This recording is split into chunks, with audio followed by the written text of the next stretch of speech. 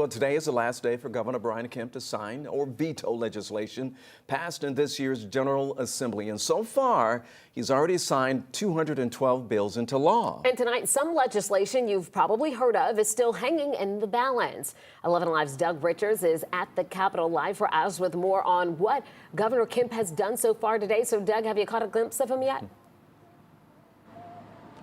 I haven't seen him, but looking at his website, it looks like that number that Ron gave, 212, has grown just in the last few minutes as his staff has posted additional signed bills onto his website. Most of them look pretty obscure from my read of it.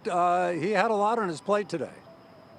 It's not fit to live here. One bill on Governor Kemp's desk is HB 399. It would require property companies like apartment complexes to have an agent who is in Georgia handle issues and complaints made from Georgia properties. There are several places that have what we consider absentee owners. That bill is one of the few that passed the legislature sponsored by a Democrat. Other bills on Kemp's desk as of this afternoon, HB 129 restores a post-production tax credit for the film industry. SB 199 shields elected officials from disclosing their home addresses on state forms. SB 255 authorizes legislative committees to issue subpoenas. One Republican-led committee had been trying to subpoena Fulton County District Attorney Fani Willis to testify about her prosecution of President Trump. In the same vein, SB 291 would authorize an America First license plate. And HB 551 would eliminate an incentive for private parking lots to hire booting companies, language added to another bill that passed late in the legislative session. Right now, booting companies are paying up to half their boot, half their fee to property owners as kickbacks,